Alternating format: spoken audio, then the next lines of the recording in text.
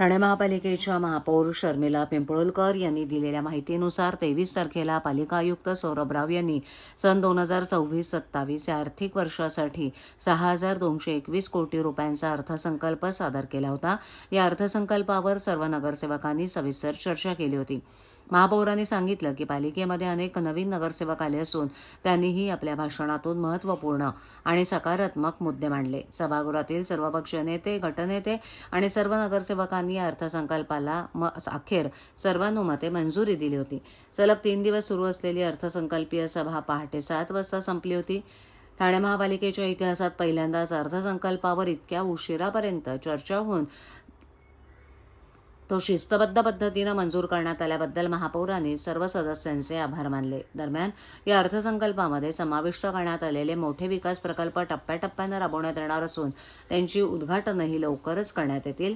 त्यामुळे नागरिकांना भेडसावणाऱ्या विविध प्रश्नांवर मार्ग निघेल असा विश्वास महापौरांनी व्यक्त केला। तसंच स्थायी समित्यांच्या स्थापनेबाबत सर्व स्तरावर चर्चा सुरू असून उपमुख्यमंत्री एकनाथ शिंदे यांच्या मार्गदर्शनाखाली या सर्व समित्या लवकरच स्थापन करण्यात येतील असंही महापौर शर्मिला पिंपळोलकर यांनी स्पष्ट केलं। चांगल्या पद्धतीचं ठाणे शहरामध्ये काम केलं गेलं आणि मला वाटतं आज ज्या 131 नगरसेवक आपले निवडून आलेले आहेत आणि याच्यामध्ये बरेच नगरसेवक नवीन आहेत, पण तरीसुद्धा मला वाटतं 4 वर्षाचा जो मधला गॅप होता 22चा कार्यकाळ संपल्यानंतर आणि अभ्यासपूर्वक असं या नवीन नगरसेवकांचं भाष्य या सभागृहामध्ये त्यांनी आपल्या प्रभागातल्या विषय मांडले।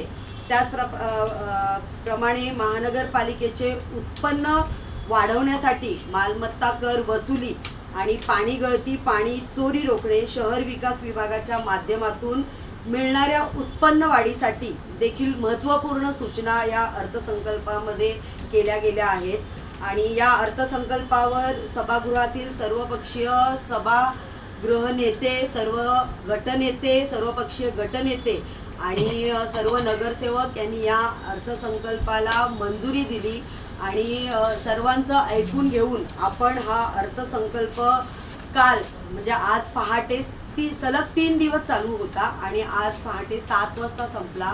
मला वाटतं पहिल्यांदाच ठाणे महानगरपालिकेमध्ये 7 वाजेपर्यंत ही सभा अर्थसंकल्पावर खूप चांगल्या पद्धतीने मांडण्यात आली आणि मंजूर करण्यात आली। त्याबद्दल सर्व सदस्यांचे मी धन्यवाद मानते। धन्यवाद।